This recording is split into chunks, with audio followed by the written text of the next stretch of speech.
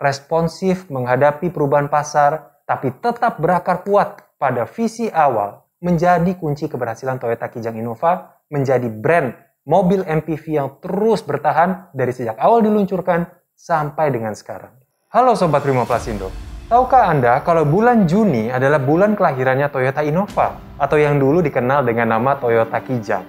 Sejak diluncurkan 44 tahun lalu sampai sekarang, Toyota Kijang atau Innova sukses jadi brand lokal terbaik sektor MPV di Indonesia.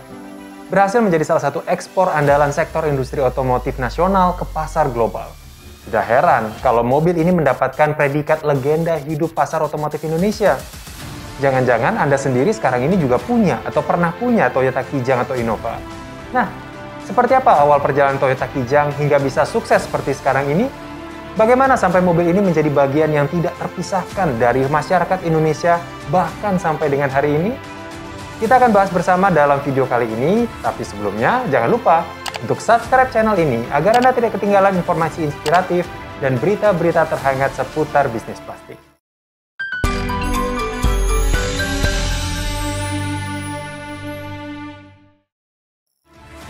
Perjalanan panjang Toyota Kijang dimulai pada tanggal 9 Juni 1977. Tanggal Toyota Kijang pertama kali diluncurkan dan dipamerkan dalam arena Pekan Raya Jakarta pada tahun 1977. Toyota Kijang lahir dari hasil tantangan program pemerintah kendaraan bermotor niaga serbaguna atau KNBS yang diluncurkan pada masa pemerintahan Presiden Soeharto pada awal 1970 yang bertujuan untuk menciptakan kendaraan komersil buatan dalam negeri dengan harga yang terjangkau, sehingga bisa memenuhi kebutuhan transportasi dan distribusi masyarakat umum.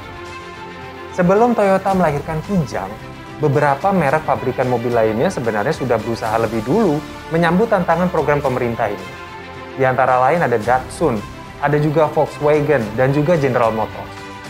Di tahun 1974, Datsun yang paling awal meluncurkan produk KNBS mereka, dan mereka beri nama Datsun Sena, dan terbilang sukses juga pada saat diluncurkan. Karena PT Indokarya, perusahaan yang menaungi merek Datsun saat itu, mampu memproduksi dan menjual 250 unit Datsun Sena per bulannya. Di tahun yang sama, VW berkolaborasi dengan PT Garuda Matara Motor atau GMM dan PT Pindad meluncurkan VW Mitra yang dikembangkan dari basis mobil VW EA489 Transporter. Tapi sayangnya, penjualannya tidak terlalu bagus dan umurnya juga singkat, hanya sekitar 4 tahun saja. Karena PT GMM dinyatakan pilot pada tahun 1979 dan produksi VW Mitra terhenti setelah menjual hanya 900 unit saja. Di tahun 1976, PT Garmak Motor, pemegang merek General Motor di Indonesia, juga meluncurkan produk KNBS mereka dengan nama Vauxhall Morina. Morinanya sendiri adalah kependekan dari mobil rakyat Indonesia. Mobil bertambang kokoh seperti kendaraan militer ini dibanderol dengan harga Rp1.250.000 pada saat diluncurkan. Nah, terakhir pada tahun 1977, barulah Toyota meluncurkan produk mobil KNBS mereka dengan menggunakan basis Toyota Tamarau yang sudah lebih dulu diluncurkan di Filipina. Sebenarnya, saat itu ada dua nama yang dipertimbangkan Toyota untuk produk mobil KNBS mereka, antara Kijang atau Kancil. Tapi akhirnya nama Kijang lah yang dipilih, karena nama Kancil terlalu kental konotasi negatifnya.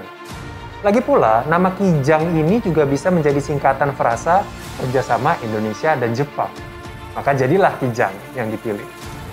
Jadi Toyota Kijang diluncurkan pada Juni 1977 dan dipamerkan bersama-sama dengan mobil-mobil setipe dari pabrikan lainnya di arena Pekan Raya Jakarta yang dihadiri oleh Presiden Soeharto dan Gubernur Jakarta saat itu, Ali Sadikin. Banyak masyarakat yang melihat Toyota Kijang ini untuk pertama kali menjulukinya dengan nama Kijang Buaya karena bentuknya yang bak terbuka dengan kap depan yang kalau dibuka ya seperti buaya yang menganga. Toyota Kijang pun tidak serta-merta langsung sukses menarik perhatian dari calon konsumennya. Karena masyarakat Indonesia saat itu sudah terlebih dulu terbiasa dengan mobil pabrikan Eropa yang terkenal, tangguh, dan kokoh. Sedangkan image mobil-mobil pabrikan Jepang lebih sering dipandang jelek dan rapuh, sehingga lebih sering dicap sebagai mobil-mobil kaleng kerupuk. Apalagi saat itu, di era 70-80-an, mobil keluarga berbentuk minibus atau sedan lebih banyak diminati dan populer. Sehingga banyak yang pesimis saat Toyota Kijang yang berbentuk pickup ini diluncurkan. Mobil ini diperkirakan hanya akan berkutat jadi mobil angkut murah yang berumur pendek.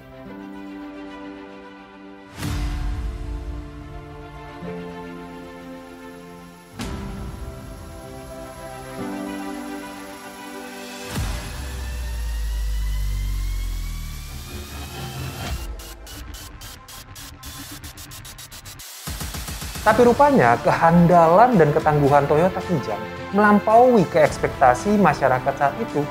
Ditambah dengan desain kabin yang lapang, mampu menampung muatan yang banyak, lengkap dengan servis perawatan yang mudah dan murah. Membuat Toyota Kijang ini sangat cocok memenuhi kebutuhan dan harapan kebanyakan masyarakat Indonesia.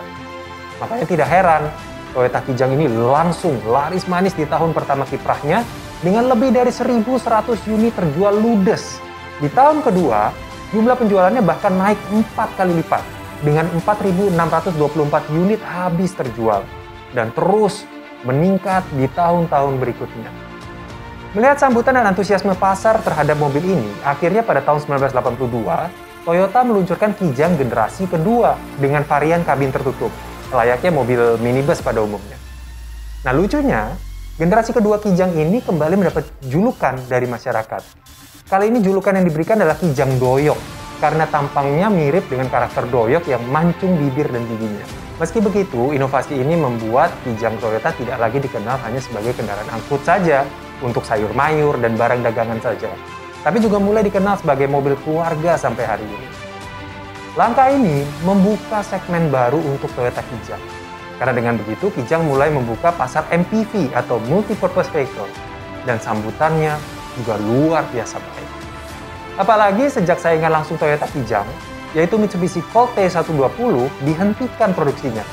Langkah dan jalan Toyota Kijang menguasai pasar MPV di Indonesia terbuka lebar, tanpa ada lawan yang setara. Minibus yang lain adanya yang berukuran lebih besar, seperti Mitsubishi Colt L1300, atau yang lebih kecil, seperti Suzuki Carry, Daihatsu Hi-Jet, atau juga Daihatsu Zebra.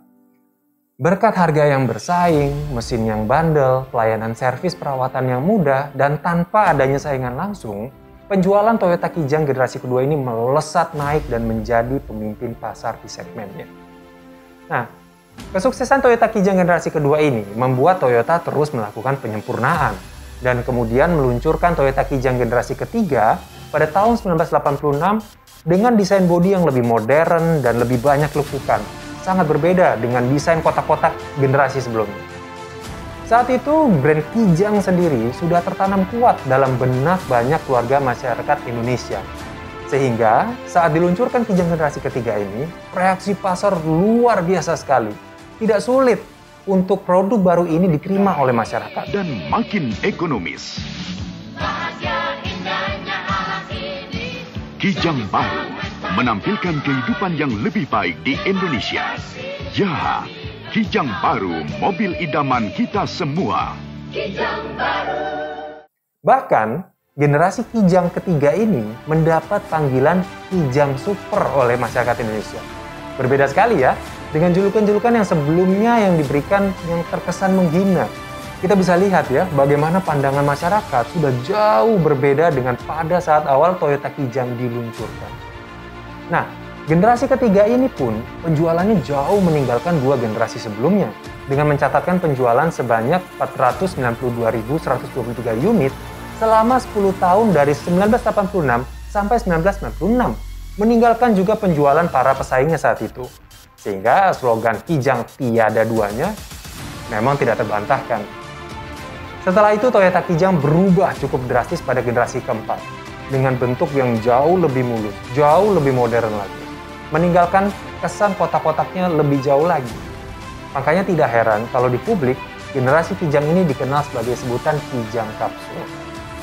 Generasi keempat dari Toyota Kijang ini berjaya sepanjang tahun 1996 sampai 2004. Dan dalam jangka waktu generasi ini, Toyota merayakan produksi Toyota Kijang mereka yang ke-1 juta yang diberi nama Kijang Krista. Toyota Kijang pun sukses membangun hubungan baik dengan para pelanggan setia dan komunitas-komunitas Kijang yang ada. Sehingga tidak heran kalau Toyota Kijang memiliki fanbase yang kuat di Indonesia. Masuk 2004, Toyota merilis generasi kelima dari Kijang yang revolusioner yang disebut sebagai Kijang Innova. Dengan bentukan yang dirombak habis dari generasi sebelumnya, mulai dari desain, mesin, suspensi, kabin, dan yang lainnya, mengalami perubahan dan penyempurnaan. Di generasi yang kelima inilah, Toyota juga menaikkan segmen target pasar dari Kijang Innova ke menengah ke atas. Berbeda dengan generasi-generasi sebelumnya yang lebih menyasar ke menengah ke bawah. Karena setahun sebelumnya, Toyota meluncurkan Toyota Avanza yang akan menyasar pasar yang ditinggalkan oleh Kijang. Strategi ini terbukti cukup berhasil mempertahankan kejayaan Kijang Innova di pasar otomotif Indonesia dan melahirkan generasi ke-6 yang meneruskan kejayaan legenda otomotif Indonesia tersebut sampai dengan hari ini.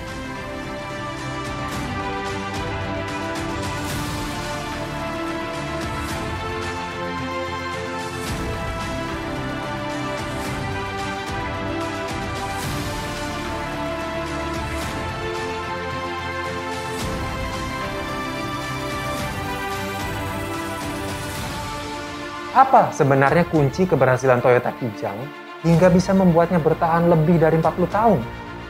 Menurut Kepala Riset Eternity Marketing Research Specialist Eko Wahyu Utomo, keberhasilan Kijang di Indonesia ini tidak lepas dari proses inovasi yang terus mengikuti perkembangan zaman dan kebutuhan tiap generasi. Pada awal diluncurkan, banyak orang Indonesia masih berjuang meningkatkan perekonomian keluarga mereka. Sehingga generasi pertama diluncurkan untuk memenuhi kebutuhan tersebut. Dan saat keluarga-keluarga di Indonesia mulai bertumbuh karena prinsip banyak anak banyak rezeki, Kijang meluncurkan generasi kedua yang bisa memuat seluruh anggota keluarga di dalamnya. Begitu pula pada saat teknologi industri semakin maju dan tren desain pasar otomotif semakin mengarah ke bentuk yang membulat. Toyota Kijang cepat beradaptasi dan melahirkan Kijang Super dan Kijang Kapsul. Dari tahun ke tahun, generasi ke generasi, Toyota Kijang terus bertransformasi secara evolutif sesuai dengan kebutuhan dan kondisi. Makanya tidak heran kalau Toyota Kijang bisa menjadi trendsetter di segmen MPV Indonesia. Kunci keberhasilan lain lagi dari Toyota Kijang atau Innova saat ini adalah karakter dasarnya yang terus dipertahankan dengan kuat sebagai mobil keluarga. Branding ini tertanam kuat dalam benak masyarakat Indonesia turun-temurun. Sehingga anak-anak yang dulunya dibesarkan dengan Toyota Kijang Super atau Kijang Kapsul, pada saat mereka memiliki keluarganya sendiri, pilihan mobilnya kembali jatuh ke Kijang Innova. Responsif menghadapi perubahan pasar, tapi tetap berakar kuat pada visi awal, menjadi kunci keberhasilan Toyota Kijang Innova menjadi brand mobil MPV yang terus bertahan dari sejak awal diluncurkan sampai dengan sekarang. Tidak hanya bertahan, penjualan Toyota Kijang juga terus memimpin. Sampai pada tahun 2017 lalu, Toyota sudah berhasil memproduksi dan menjual 1.750.000 unit dalam pasar lokal Indonesia dan juga global. Serta menguasai 97% pangsa pasar MPV medium sepanjang tahun 2019 kemarin. Keberhasilan yang luar biasa sekali. Nah, kalau menurut Sobat Prima Pasindo, apalagi yang membuat Kijang Innova bisa sukses sampai sekarang ini? Atau apa yang Anda suka dari tiap generasi Toyota Kijang? Tinggalkan pendapat Anda di kolom komentar di bawah dan like jika Anda menyukai video ini. Serta jangan lupa untuk subscribe channel ini agar Anda tidak ketinggalan informasi inspiratif dan berita terbaru seputar bisnis plastik.